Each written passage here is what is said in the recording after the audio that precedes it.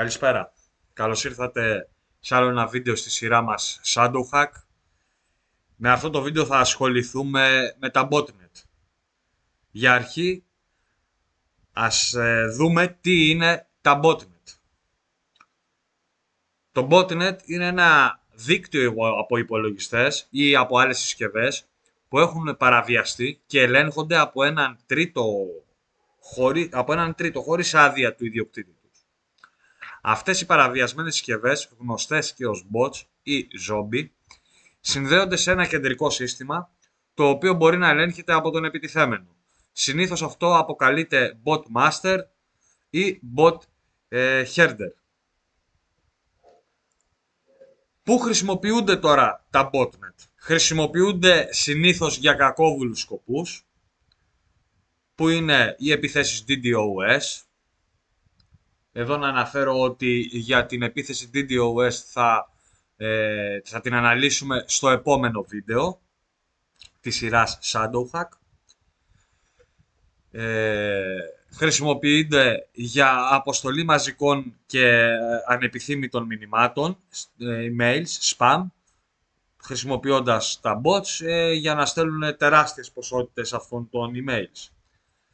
Χρησιμοποιούνται για κλοπή προσωπικών δεδομένων. Μέσω των bot οι επιτιθέμενοι μπορούν να αποκτήσουν πρόσβαση σε ευαίσθητες πληροφορίες από τις συσκευές των θυμάτων. Και τέλος, μπορούν να χρησιμοποιηθούν για εξόρυξη κρυπτονομισμάτων. Να κάνουν χρήση δηλαδή της επεξεργαστικής ισχύως των παραβιασμένων συσκευών για την εξόρυξη κρυπτονομισμάτων χωρίς τη γνώση του ιδιοκτήτη. Και τέλος θα δούμε τώρα πώς λειτουργούν τα botnets σε λίγο πιο τεχνικό επίπεδο. Για αρχή θα δούμε λίγο τη μόλυνση των συσκευών, που μπορεί να γίνει με μία εκμετάλλευση κάποιας ευπάθειας, δηλαδή οι επιτιθέμενοι να αναζητούν ευπάθειες σε κάποιο λογισμικό ή και στο λειτουργικό σύστημα μιας συσκευής, όπως μη ενημερωμένες εκδόσεις ή αδύναμους κωδικούς πρόσβασης. Αυτές οι ευπάθειες χρησιμοποιούνται για να αποκτήσουν πρόσβαση στη συσκευή. Δεύτερον, μετά έρχεται η φόρτωση και η εκτέλεση του κακόβουλου κώδικα, και αυτό γίνεται αφού εντοπιστεί αυτή η ευπάθεια από τον επιτιθέμενο, εισάγει τον κακόβουλο κώδικα στη συσκευή. Αυτό μπορεί να γίνει μέσω ενός exploit, μιας εκμετάλλευσης ευπάθειας, ή μέσω κοινωνικής μηχανικής, social engineering. Τέλος, για αυτή την κατηγορία είναι η επιμονή. Ο κακόβουλος κώδικας συχνά προσθέτει μηχανισμούς επιμονής στο σύστημα, όπως η αλλαγή ρυθμίσεων κίνησης του λειτουργικού συστήματος, ώστε να διασφαλίσει ότι θα παραμείνει ενεργός μετά από επανεκκινήσεις ή ενημερώσεις του συστήματος. Επόμενη κατηγορία είναι η δημιουργία και η διαχείριση της επικοινωνίας. Αυτό, η επικοινωνία αναλαμβάνει, δημιουργείται με το command control. Αυτό μπορεί να γίνει με κάποια στατική ή δυναμική IP, όπου ο κακόβουλος κώδικας προσπαθεί να συνδεθεί με έναν command control server, χρησιμοποιώντας μια προκαθορισμένη ή μια δυναμική IP ή ένα ακόμα domain name. Η επικοινωνία γίνεται μέσω encrypted channel για να αποφεύγουν τον εντοπισμό Οι επικοινωνίες μεταξύ των bot και του command control server γίνονται συχνά μέσω κρυπτογραφημένων καναλιών, παραδείγματος χάριν μέσω HTTPS ή μέσω της χρήσης τεχνολογιών όπως το Tor. Να αναφέρω επίσης ότι το Tor θα το αναλύσουμε σε κάποιο επόμενο βίντεο στη σειρά ShadowNet. Και τέλος έχουμε για αυτή την κατηγορία το peer-to-peer botnets, τα P2P που λέμε, που σε μερικά botnet αντί να υπάρχει ένας κεντρικός command control server, τα bot επικοινωνούν μεταξύ τους σε ένα δίκτυο P2P. Αυτό καθιστά το botnet πιο ανθεκτικό, καθώς δεν υπάρχει ένα μοναδικό σημείο αποτυχίας.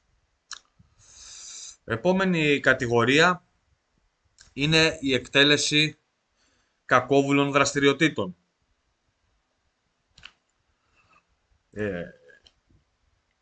Εκτέλεση εντολών.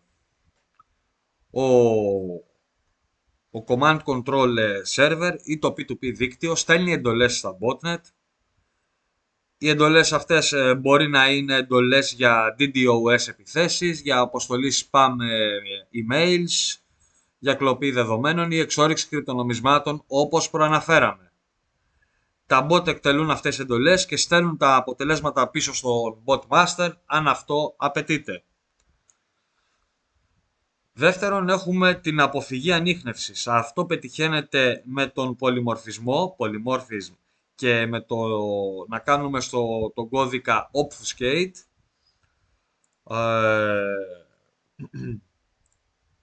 Δηλαδή, να το πω πιο...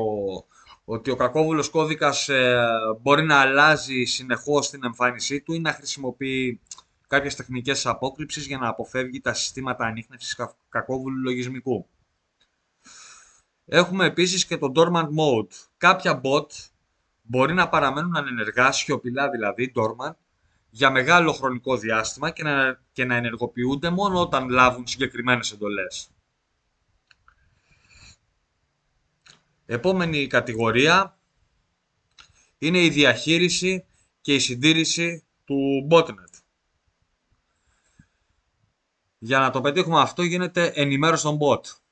Ο bot master δηλαδή μπορεί να ενημερώσει τα bot με νέο κακόβουλο λογισμικό ή με νέες εντολές μέσω του command control server. Η διασπορά του botnet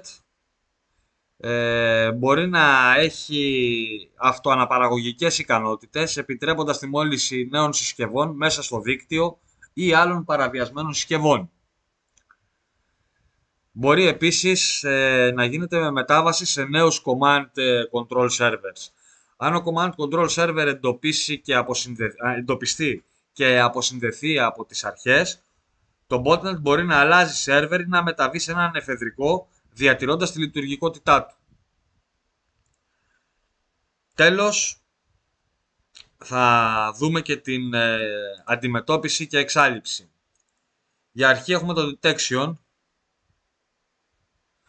Οι οργανισμοί ασφαλείας προσπαθούν να εντοπίσουν το botnet αναλύοντας την κίνηση δικτύου, τα αρχεία του συστήματος και τις συμπεριφορές των συσκευών.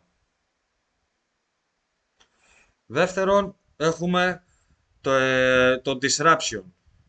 Με τη συνεργασία των αρχών και εταιριών κυβερνοασφάλειας, οι command control servers μπορούν να εντοπιστούν και να καταργηθούν, διακόπτοντας την επικοινωνία με τα bots. Τέλος, έχουμε και το remediation, όπου οι συσκευές που έχουν μολυνθεί καθαρίζονται από το κακόβουλο λογισμικό, συχνά με κάποια ενημέρωση ασφαλείας ή κάποιων ειδικών εργαλείων απομάκρυνσης. Τέλος, να αναφέρω ότι η πολυπλοκότητα και η προσαρμοστικότητα των botnet τα καθιστούν μία από τις μεγαλύτερες προκλήσεις για την κυβερνοασφάλεια. Αυτά είχα να σας πω για τα botnet. Μείνετε συντονισμένοι στο κανάλι μας, γιατί έρχεται ένα πολύ ωραίο βίντεο για τις επιθέσεις DDoS. Αυτά είχα να σας πω. Πιστεύω να σας κάλυψα στο τι είναι τα botnet. Όποια απορία έχετε μπορείτε να τη γράψετε κάτω στα σχόλια. Ευχαριστώ πολύ. Να είστε καλά. Τα λέμε σε κάποιο επόμενο βίντεο.